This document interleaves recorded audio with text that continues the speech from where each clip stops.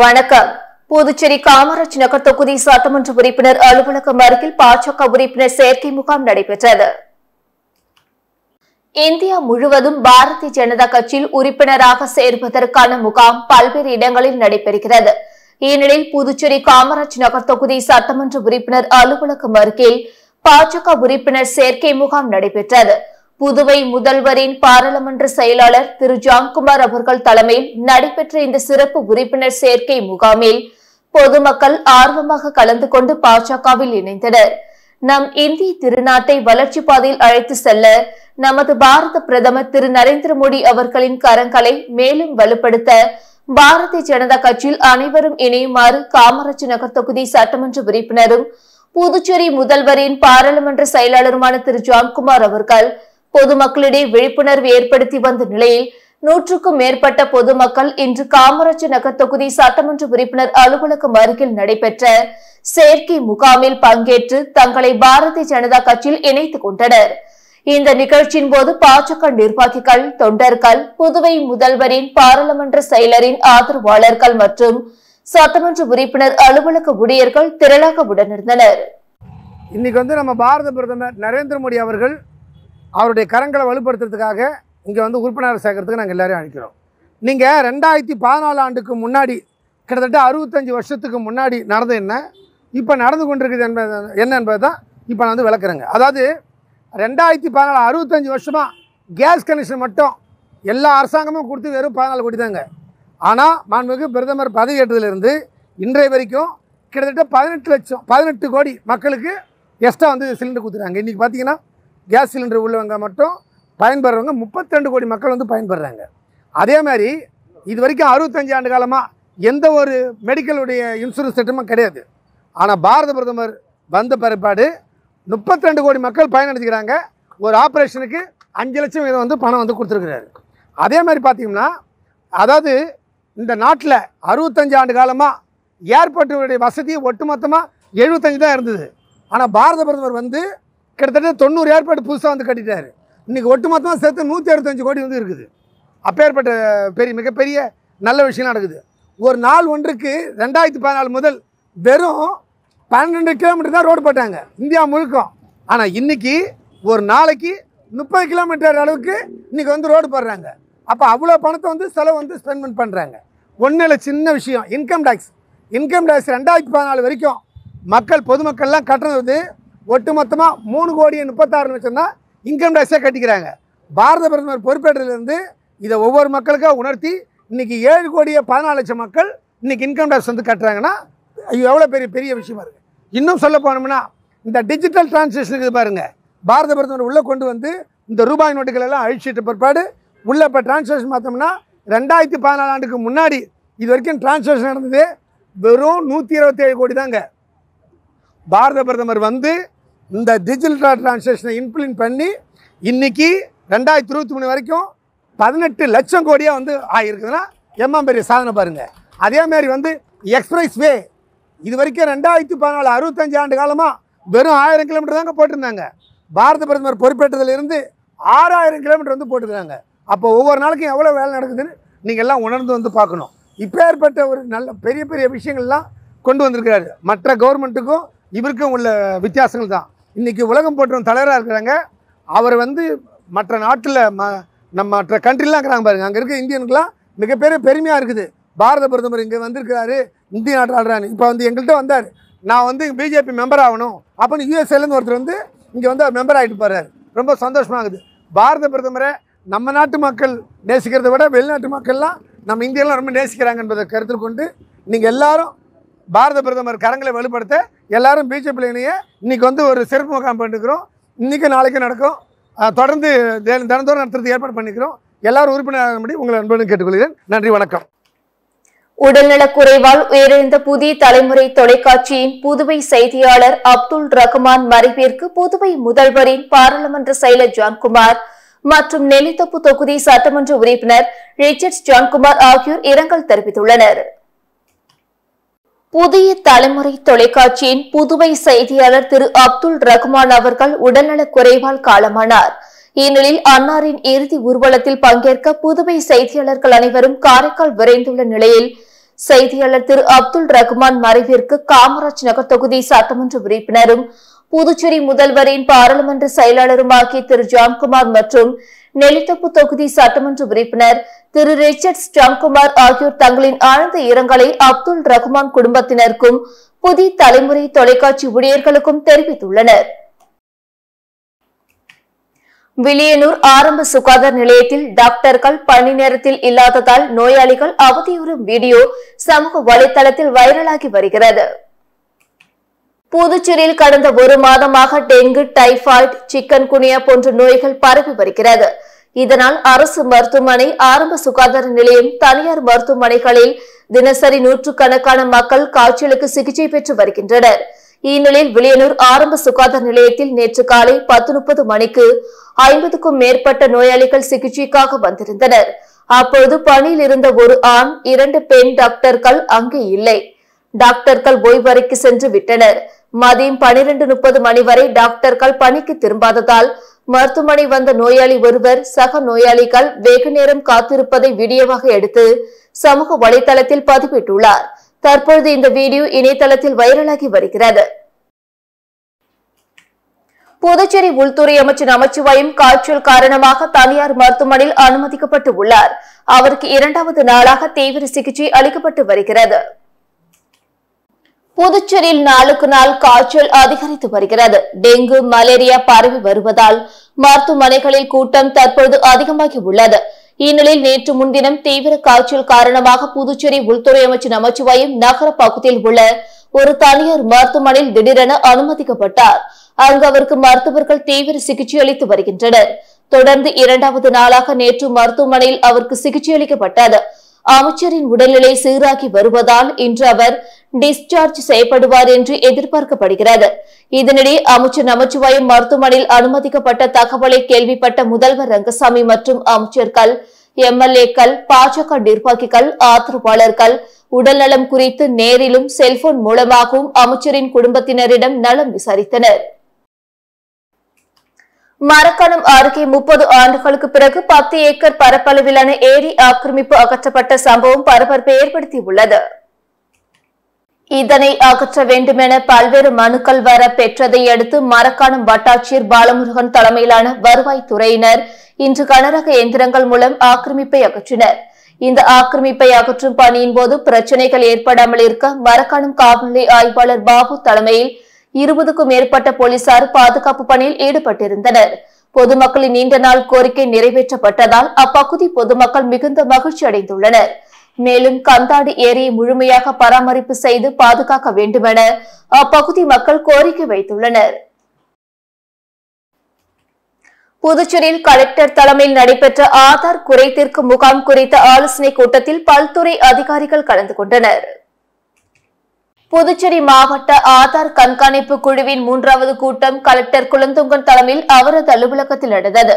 புதுச்சேரி மாவட்டத்தில் ஆதார் சேர்க்கைக்கான நிலவரம் குறித்தும், ஆதார் இணைக்கப்பட்ட பிறந்த பதிவு வழங்குதல், பள்ளிகளில் மாணவர்களுக்கு ஆதார் பயோமெட்ரிக் புதுப்பித்தல் மற்றும் சிறப்பு ஆதார் குறைதீர்ப்பு முகாம் நடத்துவது குறித்தும் இந்த கூட்டத்தில் விவாதிக்கப்பட்டது. இந்த கூட்டத்தில் சப் கலெக்டர் சோமசேகர் அப்பாராவ் கொட்டாரு, திட்டம் மற்றும் ஆராய்ச்சித்துறை இயக்குநர் ஷீலா, மகளிர் மற்றும் குழந்தைகள் மேம்பாட்டுத்துறை இயக்குநர் முத்துமீனா, உள்ளாட்சித்துறை துணை இயக்குநர் சவுந்தரராஜன் ஆகியோர் கலந்து கொண்டனர். புதுச்சேரியில் வண்ணார் சமூகத்தினரை தாழ்த்தப்பட்டோர் பட்டியலில் சேர்க்க வேண்டும் என்று புதுச்சேரி வண்ணார் சமுதாய முன்னேற்ற மத்திய கூட்டமைப்பு வலியுறுத்தியுள்ளது. புதுச்சேரி வண்ணார் சமுதாய முன்னேற்ற மத்திய கூட்டமைப்பு சார்பில் ஆலோசனை கூட்டம் புதுச்சேரி தமிழ் சங்கத்தில் நடைபெற்றது. பின்னர் செய்தியாளர்களை சந்தித்த வண்ணார் சமுதாய முன்னேற்ற மத்திய கூட்டமைப்பு தலைவர் கல்லிய பெருமாள், வண்ணார் சமூக மக்களின் நீண்டகால கோரிக்கையான வண்ணார் சமூக மக்களை தாழ்த்தப்பட்டோர் பட்டியலில் சேர்க்க கோரி பல கட்ட போராட்டங்களை நடத்தி அரசை வலியுறுத்தி பல மனுக்கள் கொடுத்தும் எங்களது கோரிக்கை நிறைவேற்றப்படவில்லை. இதனால் கல்வி மற்றும் வேலை வாய்ப்புகளில் தொடர்ந்து வண்ணார் சமுதாயம் புறக்கணிக்கப்பட்டு வருவதாக குற்றம் சாட்டினார். எனவே புதுவை அரசு இனிமேலும் காலம் தாழ்த்தாமல் வண்ணார் சமூகத்தை எஸ்சி பட்டியலில் சேர்க்க மத்திய அரசுக்கு பரிந்துரை செய்து அதற்கான ஆணை வெளியிட வேண்டும் என்றார். உதவியாளர் பணியிடங்களுக்கான தேர்வில் பங்கேற்போரில் அரசு பணியில் உள்ள தேர்வர்களில் குறிப்பிட்ட பிரிவினருக்கு மட்டும் வயது தளர்வானது 3 ஆண்டுகள் நீட்டிக்கப்பட்டுள்ளது. இது தொடர்பாக அரசு சார்பு செயலர் ஜெய்சங்கர் வெளியிட்டுள்ள செய்திக்குறிப்பில், புதுச்சேரி பணியாளர் மற்றும் நிர்வாக சீர்திருத்த துறையின் அறிவிப்பின்படி அந்த துறையில் உள்ள 256 உதவியாளர் பதவிக்கான காலி இடங்களை நிரப்புவதற்கு விண்ணப்பங்கள் வரவேற்கப்பட்டன. விண்ணப்பங்கள் பெற கடைசி தேதியாக செப்டம்பர் 20 என நிர்ணயிக்கப்பட்டுள்ளது. இந்த நிலையில் துணைநிலை ஆளுநர் ஒப்புதலுடன் ஓபிசி, எம்பிசி, இபிசி, பிசிஎம், பிடி ஆகிய பிரிவுகளை சேர்ந்த அரசு பணியில் உள்ள தேர்வர்களுக்கு உச்ச வயது வரம்பை 3 ஆண்டுகள் நீட்டிக்க முடிவு செய்யப்பட்டுள்ளது. இந்த தளர்வு மற்றவர்களுக்கு பொருந்தாது. ஏற்கனவே அறிவிக்கப்பட்ட வயது வரம்பு மட்டுமே அவர்களுக்கு பொருந்தும். மேலும் தேர்வை பிராந்திய மொழிகளான தமிழ், மலையாளம் மற்றும் தெலுங்கிலும் நடத்த முடிவு செய்யப்பட்டுள்ளது. இணைய வழியில் சமர்ப்பிக்கலாம். இணையதள வழியாக விண்ணப்பங்களை சமர்ப்பிக்கவும் திருத்தவும் வரும் 30ஆம் தேதி மாலை 5 மணி வரை கடைசி தேதியாக நீட்டிக்கப்பட்டுள்ளது. காரைக்கால் கிளை சிறையில் இரட்டை ஆயுள் தண்டனை கைதி தற்கொலை முயற்சி செய்து கொண்ட சம்பவம் பரபரப்பை ஏற்படுத்தியுள்ளது. புதுச்சேரி முதலியார்பேட்டை பகுதியில் கொலை வழக்கில் குற்றம் சாட்டப்பட்ட அமலன் புதுச்சேரி நீதிமன்றத்தால் இரட்டை ஆயுள் தண்டனை விதிக்கப்பட்டு புதுச்சேரி மத்திய சிறையில் அடைக்கப்பட்டார். தண்டனை காலத்தில் சிறை காவலர்கள், சிறை பணியாளர்கள், சக கைதிகள் என அனைவரையும் அடிக்கடி தாக்கியதன் காரணமாக காரைக்கால் கிளை சிறைக்கு மாற்றப்பட்டார். இந்நிலையில் இவருடன் போக்சோ வழக்கில் ஆயுள் தண்டனை பெற்ற புதுச்சேரி வில்லியனூரை சேர்ந்த பிரதீஷ் என்பவர் சமீபத்தில் காரைக்கால் கிளை சிறையில் தற்கொலை செய்து கொண்டார். இந்த நிலையில் இரட்டை ஆயுள் தண்டனை கைதி அமலன் தூக்க மாத்திரைகளை விழுங்கி தற்கொலைக்கு முயன்று காரைக்கால் அரசு பொது மருத்துவமனையில் தீவிர சிகிச்சை பிரிவில் சிகிச்சை பெற்று வருகிறார். காரைக்கால் சிறையில் தொடர்ந்து கைதிகள் தற்கொலைக்கு முயற்சிப்பது சிறையிலே கைதிகளுக்கு பாதுகாப்பு இல்லாத சூழலை காட்டுவதாகவும் இதுகுறித்து தீவிர விசாரணை தேவை எனவும் சமூக ஆர்வலர்கள் கோரிக்கை விடுத்துள்ளனர். நெட்டப்பாக்கம் பேருந்து நிறுத்தம் அருகில் புதுச்சேரி மாநில மக்கள் முன்னேற்ற கழகத்தின் சார்பில் உள்ளாட்சி தேர்தலை நடத்த வலியுறுத்தி முன்னாள் பாராளுமன்ற எம்பி ராமதாஸ் தலைமையில் தொடர் போராட்டம் நடைபெற்றது. புதுச்சேரி அடுத்த நெட்டப்பாக்கம் பேருந்து நிறுத்தம் அருகில் புதுச்சேரி மாநில மக்கள் முன்னேற்ற கழகத்தின் சார்பில் புதுவையில் உள்ளாட்சி தேர்தலை நடத்த வலியுறுத்தி முன்னாள் பாராளுமன்ற உறுப்பினர் ராமதாஸ் தலைமையில் தொடர் போராட்டம் நடைபெற்றது. முன்னதாக நெட்டப்பாக்கம் சிங்கக்கட்டை அருகில் கட்சியின் கொடியேற்ற விழா தொடங்கியது. புதுவையில் உள்ளாட்சி தேர்தலை உடனடியாக நடத்த புதுவை அரசு முன்வர வேண்டும் என்றும் நியாய விலை கடைகளை திறந்து இலவச அரிசி விநியோகம் செய்ய வேண்டும் என்ற பல்வேறு கோரிக்கைகளை வலியுறுத்தி தொடர் போராட்டம் தொடங்கியது.